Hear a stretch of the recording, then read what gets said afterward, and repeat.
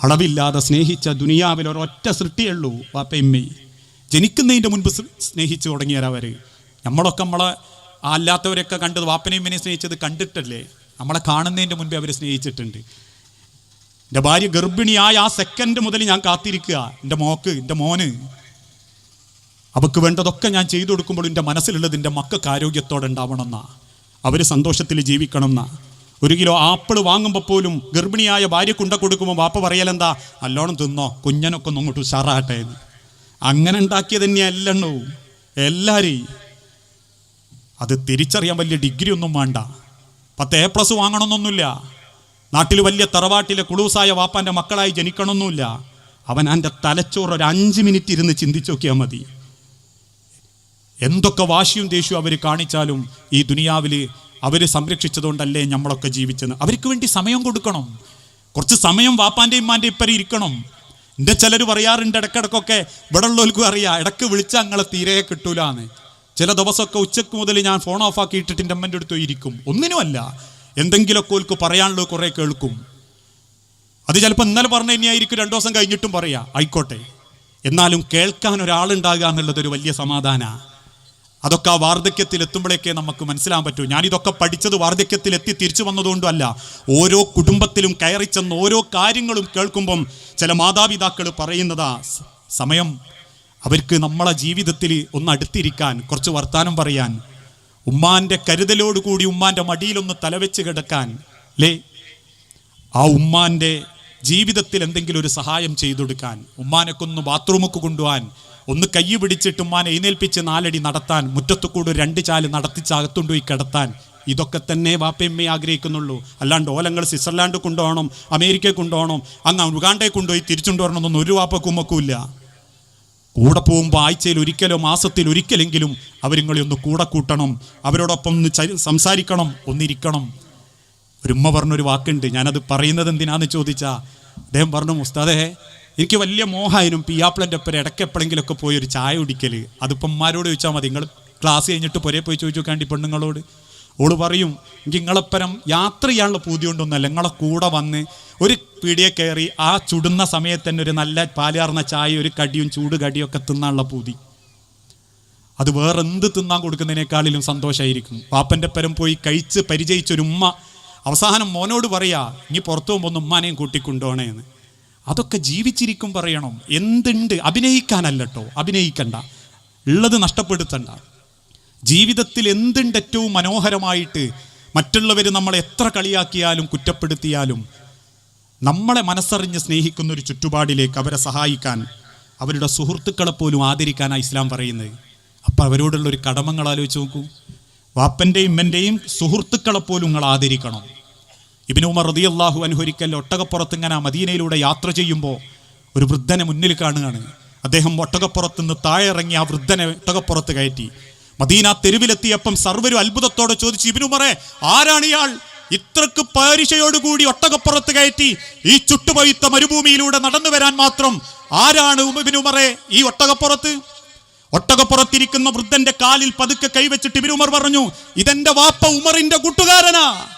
നോക്കൂ നിങ്ങൾ, കാരണം കൂട്ടുകാരൊക്കെ ഒരു കാലഘട്ടത്തിൽ വാപ്പാക്ക് ധൈര്യം കൊടുത്ത മനുഷ്യന്മാരാ. ഈ ഇരിക്കുന്ന മുൻഭാഗത്തൊക്കെ ഞാൻ പറയേണ്ട, ഏത് പ്രസംഗത്തിന് പോയാലും 5-8 ആൾക്കാർ ഇങ്ങനെ അടുത്തടുത്ത് ഇരിക്കുന്നുണ്ട്. അഹമ്മദ് ജബ്ബാർ അല്ലെങ്കിൽ ഹംസ ഉസ എന്നൊക്കെ പറഞ്ഞിട്ട്, അതൊക്കെ ഒരു ബന്ധ. ഓരോന്നിങ്ങനെ നഷ്ടപ്പെട്ടുകൊണ്ടിരിക്കുക, ഓരോന്നിങ്ങനെ നശിച്ചുകൊണ്ടിരിക്കുക, അത് പറഞ്ഞാൽ പോയിക്കൊണ്ടിരിക്കുക. ഞാൻ കോഴിക്കോട് ഖുതുബ പറയാൻ തുടങ്ങിയിട്ട് 12 കൊല്ലമായി ഷാദുലി പള്ളിയിൽ. ഞാൻ പറയാറുണ്ട്, ഞാൻ ഷാദുലി പള്ളിയിൽ ഖുതുബ പറഞ്ഞു തുടങ്ങിയപ്പോൾ 1ാമത്തെ സഫിലുള്ളവരിൽ 1-2 ആൾക്കാർ, ഒരു സഫിൽ ഏകദേശം 35 ആളുകളുള്ളൂ, 1-2 ആൾക്കാരെ എപ്പോഴുള്ളൂ, ബാക്കി എല്ലാവരും മണ്ണിൻ്റെ അടിയിലേക്ക് പോയതാ. ഒരുപാട് ആളുകൾ നഷ്ടപ്പെട്ടു പോകുന്ന ജീവിതത്തിൻ്റെ, നിങ്ങൾ ആലോചിച്ച് നോക്കി, ഒരു ജീവിതത്തിലേക്ക് ഒരു ഉമ്മയുള്ള കാലത്ത് നമ്മൾ ശക്തരാ. നമ്മൾ ചിന്തിക്കേണ്ടത് അങ്ങനെ, ഒരു ഉമ്മയുള്ള കാലത്ത് നമ്മൾ ശക്തരാ. ഉമ്മാൻ്റെ പ്രാർത്ഥനയുടെ ഫലമാ മനുഷ്യരെ നമ്മൾ ജീവിക്കുന്ന ജീവിതത്തിൻ്റെ ഫലം.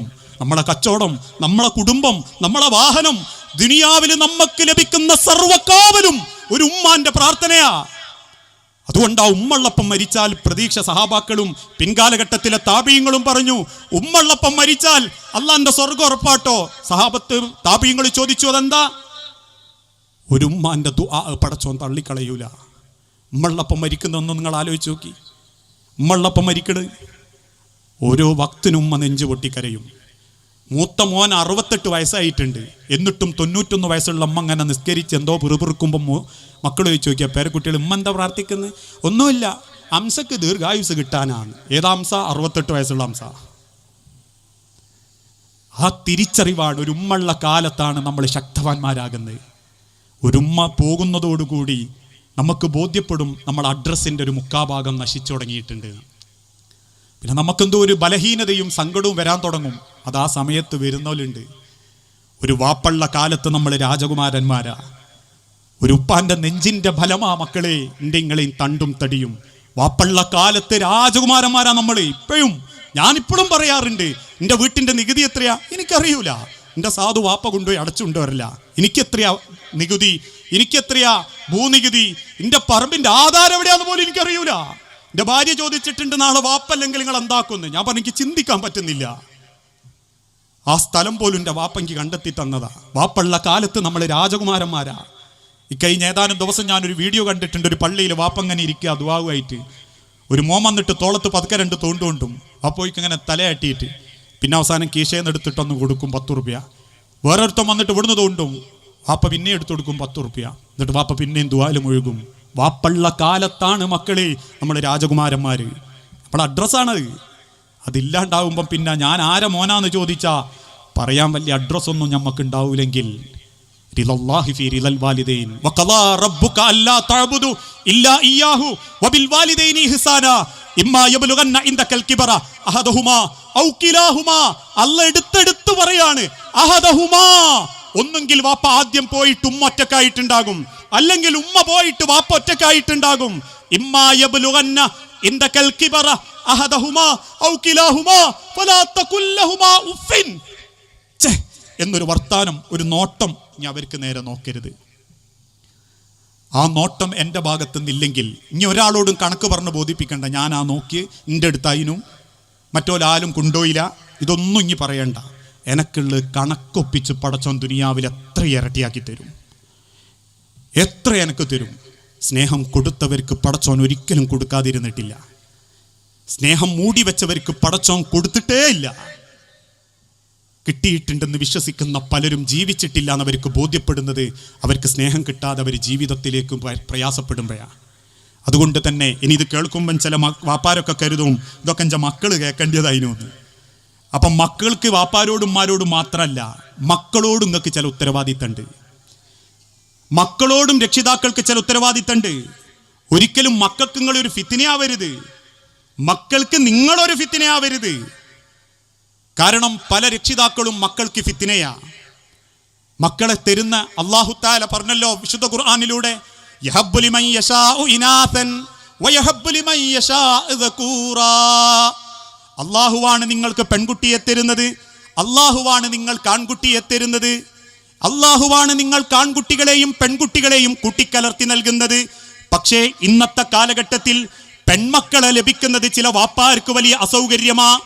ഇല്ലെന്ന് പലരും വാശി പിടിച്ചാലും സ്വന്തം ആൺമക്കൾക്ക് പെണ്ണാലോചിക്കുന്ന സമയത്ത് 4 പെൺമക്കൾ മാത്രമുള്ള വീട്ടിൽ നിന്ന് പെണ്ണെടുക്കാൻ മുവഹിദായ മുജാഹിദായ പെണ്ണായ ഉമ്മാക്ക് മനസ്സ് തോന്നുന്നില്ലെങ്കിൽ, ഉമ്മമാരെ, ആ മനസ്സ് പെൺമക്കളെ നിങ്ങൾ അറപ്പോടെ വെറുപ്പോടെ പ്രശ്നമായി കാണുന്നത് കൊണ്ട് തന്നെയാ